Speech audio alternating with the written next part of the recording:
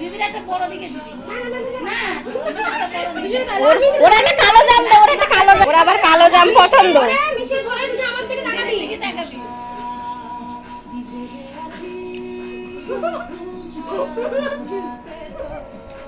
এসে উড়ি দুটো বলে খাবে।